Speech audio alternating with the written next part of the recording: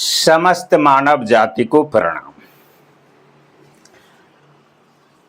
ये जो भौतिक शरीर है, इस भौतिक शरीर से हम लोग बहुत कुछ जान सकते हैं, बशर्त इसका गहन अध्ययन करना आवश्यक है।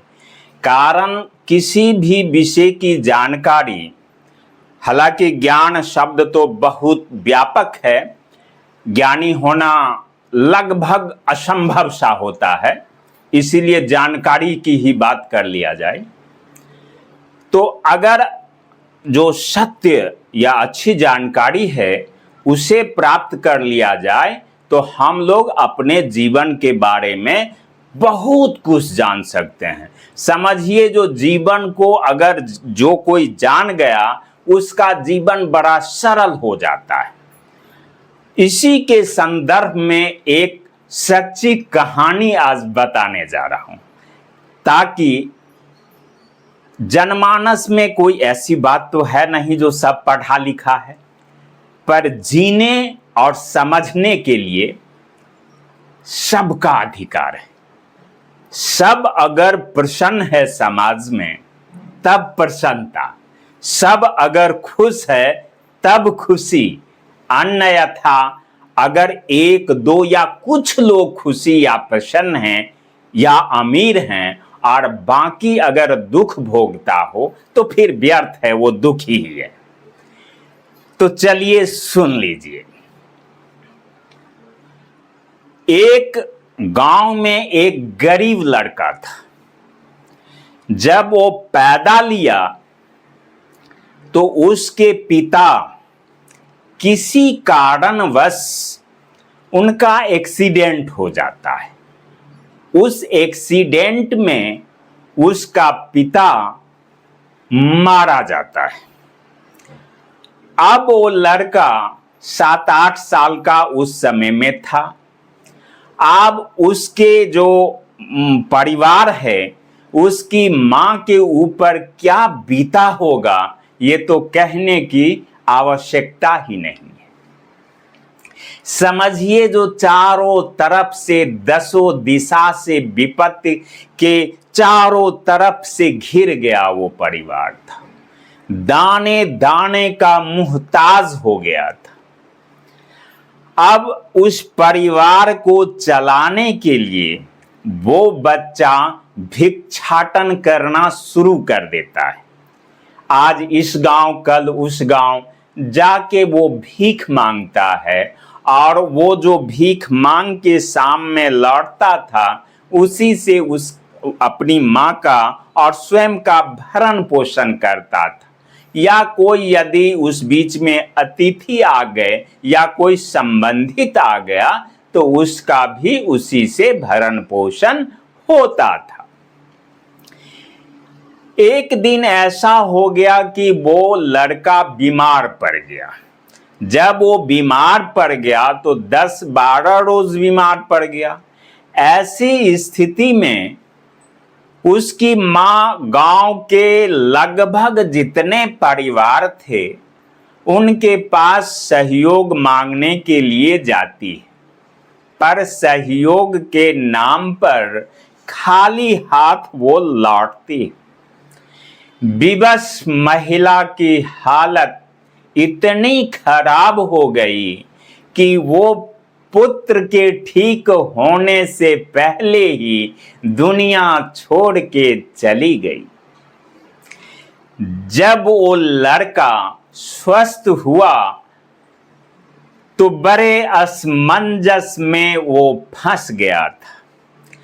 अब वो सोचने लगा कि यदि मैं भीख मांग के लाऊं तो अपने पेट भरने के लिए लाऊंगा, इससे अच्छा है इस जीवन से कि कहीं जाके मर जाना ही बेहतर है। यही सोच के वो घर से निकल जाता है। रास्ते में धूप की वजह से, कड़ी धूप की वजह से एक बरगद के पेड़ के नीचे वो थक जाता है और सो जाता है। जब वो थक कर भूख के मारे सो जाता है तो बिल्कुल गहरी नींद में वो सो जाता है। इसी दरमियान में एक सभ्य, सुशील और ज्ञानी महापुरुष संत रास्ते से गुजर रहे थे। बट वृक्ष को देखकर वो भी धूप से बचने के लिए वहां बैठ गए। वहां बैठने के बाद वो उस लड़के पर जब नजर पड़ा तो गौर से देखने लगे, जो ये तो कोई भिखारी है जो यहाँ पड़ा हुआ है। आखिर क्या बात है इस लड़के में जो यहाँ आके पड़ा हुआ है। इस दृष्टिकोण से गहरी नजर से उस पर देखना शुरू किए। जब वो पूरा उसका शरीर का निरीक्षण कर रहे थे, देख रहे थे, उसी दरमियान में उसके पांव के तलबे पर उनका नजर पड़ता है, जिस पे एक चिन्ह होता है। अब वो देखकर बड़े परेशान हो जाते हैं। संत मन ही मन सोचता है, जो आखिर ये विधाता का कैसा नियम है। ये तो राजा है, ये तो राजकुमार है, ये तो पृथ्वीपाल है, फिर इस दशा में यहां कैसे आ गया है। उस लड़के को जागने की प्रतीक्षा में वो बैठे रह जाते हैं। जब वो लड़का सो के उठता है तो वो महात्मा कहते हैं कि हे बालक, अपने बारे में कुछ तुम बता। तुम कहाँ जा रहे हो, तुम कौन हो, तुम कहाँ रहते हो। लड़का भभक भभक कर रोने लगा। ये देखकर महात्मा का आत्मा बिल्कुल भावो विभोर हो गया।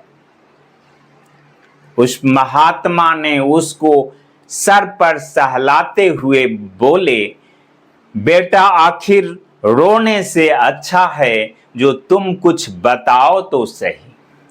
वो लड़का अपने परिवार, अपने जीवन के बारे में सारी बात बताता है। तब वो महात्मा कहते हैं कि हे पुत्र, जब तुम मरने के लिए ही जा रहे हो तब तो इस शरीर का कोई अर्थ ही नहीं है। इस भौतिक शरीर से तुम्हारा मोह और माया समाप्त हो चुका है। ये तो सत्य है ना। तो लड़का कहता है, हाँ तो ठीक है, जब ये शरीर समाप्त होने वाला ही है तो मैं जो कहता हूं वैसा करो। तो लड़का बोलता है, जो हम क्या करें। तब वो महात्मा कहते हैं कि ये जो बायां पांव है वो तुम कटा लो। तो लड़का हंसने लगता है, कहता है, जो अगर ये पांव कटा लें तो फिर वैसे भी भूखे हम मर जाएंगे। संत ने कहा कि ठीक है, तुम मरने के लिए तो तैयार ही हो। मैं कुछ पैसा देता हूं, जिससे जब तक ये ठीक होगा पांव कटाने के बाद, तब तक तुम खाते पीते रहना और 30 दिन इंतजार करना। यदि तुम राजा नहीं हो गए तो मैं यहीं आके तुमसे मिलूंगा और तुम हमारा दोनों पांव काट लेना इसके अपराध के बदले में, या अगर उससे ना मन माने तो हमारी हत्या कर देना। लड़का सब कुछ समझ गया। वो महात्मा की नजरों में आंख डाल के देखा। उसकी आत्मा में उसकी प्रतिबिंब बनना शुरू हो गया था। उस भिखारी लड़का ने कहा, जो हे महात्मा, आप पूजनीय हैं। हमें आपके सारी बातों में विश्वास है। आपने जैसा कहा वैसा ही हम करेंगे। लड़का वापस चला आता है और घर पे वो अपना बायां पांव काट लेता है। लड़का मन ही मन सोचता है, जो ठीक है, यदि मैं राजकुमार या राजा बन गया तो ठीक है, और नहीं तो अगर ये कटे पांव लेके ही जाएंगे कहीं तो शायद उससे अधिक भीख दे दे। चलो कोई बात नहीं, मन को मना लेता है। अब वो लड़का उस पैसे जो महात्मा दिया रहता है से खाता पीता है। जब 29 दिन हो गया, अब उसके पास कुछ नहीं बचा था। अब वो सोचा, जो अब ये हम कटे हुए पांव लेके कहां जाएं, ये तो अब शायद फंस गए। इस सोचकर उसने सोचा, जो ठीक है, गांव गांव जो दर दर पर भटकते हैं, इससे अच्छा होगा कि आज राजा के दरबार में ही भिक्षाटन के लिए जाएंगे। इधर राजा के महलों में एक राजकुमारी थी। उस राजकुमारी के लिए वो राजा देश और विदेश के राजकुमारों को अपने यहाँ बुलाता था, जो ताकि राजकुमारी जिस राजकुमार को पसंद कर लेगी उसी से उसकी शादी होगी। राजकुमारी एक के बाद एक राजकुमार को छांटती चली गई। अंत में राजा के नजरों में कोई राजकुमार इस धरती पर बचा ही नहीं।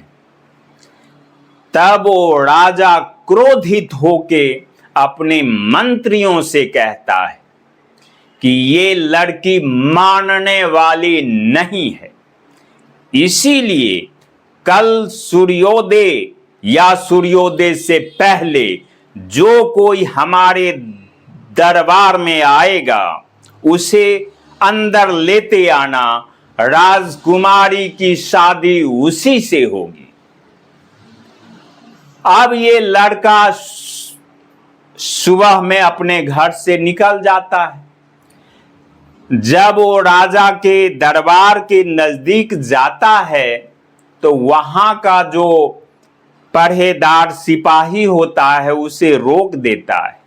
लेकिन सिपाही तो इस बात को जानता है, वो बड़ा आश्चर्यचकित हो जाता है, जो बाप रे बा, ये तो जुल्म हो जाएगा। राजकुमारी की शादी इस लंगड़े से कैसे हो सकता है। अब जो है इस चीज को राजा ऊपर अपने महलों से देख रहा था। राजा उसे बुलाया, कहा जो इसे आने दो।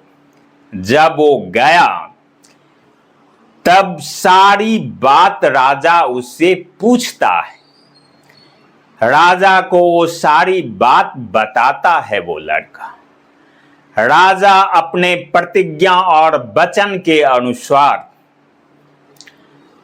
उसे अपनी राजकुमारी से शादी करने की सारे बंदोबस्त कराता है।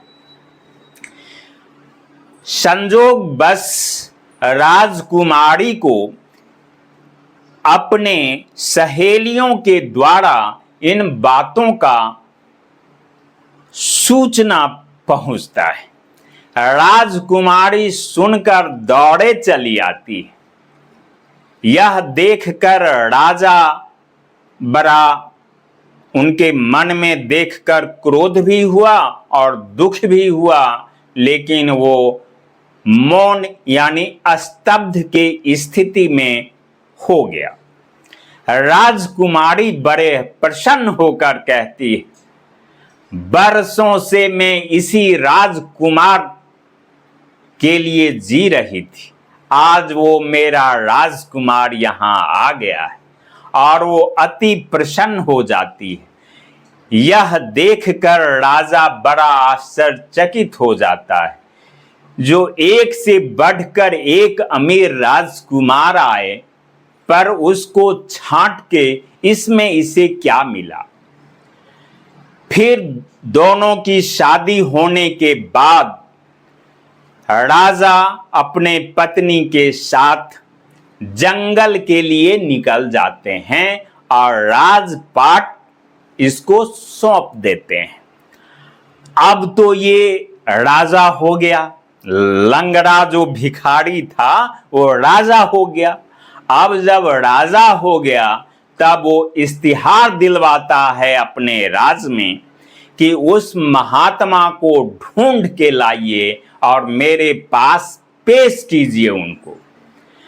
तब उस दरबार के जितने सिपाही थे, गुप्तचर थे, सब इस कार्य में जुट जाते हैं, महात्मा को खोज के लाते हैं।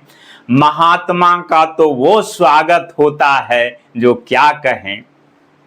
उसके बाद वो जो अब राजा है वो नतमस्तक होकर पूछता है, जो हम कुछ समझे नहीं, क्या कारण था जो आपने पांव कटाने के लिए हमें आग्रह किया और हम आज राजा हो गए, यहाँ के राजकुमार भी हो गए, इसके रहस्य को बताइए। तब उन महात्मा ने कहा कि हे पुत्र, तुम्हारे मस्तिष्क और हाथ की रेखा बताता था कि तुम राजकुमार और राजा हो, लेकिन तुम्हारे पांव में जो वो चिन्ह था वो एक भिखारी का था, और जब तलक वो चिन्ह उस पांव में होता तो तुम्हें भीख ही मांगना पड़ता और तुम भीख मांगते मांगते एक दिन मर जाते। इसीलिए मैं सोचा जो अगर ये पांव को हटा दिया जाए तो यह एक दिन राजा हो जाए। तो कहने का तात्पर्य ये है, ये जो भौतिक शरीर है ये गुणों का भी खान है और अवगुणों का भी खान है। अंतर इतना ही है जो कुछ लोग इसे पहचान जाते हैं और कुछ लोग इसे नहीं पहचानते। बहुत बहुत धन्यवाद, बहुत बहुत धन्यवाद।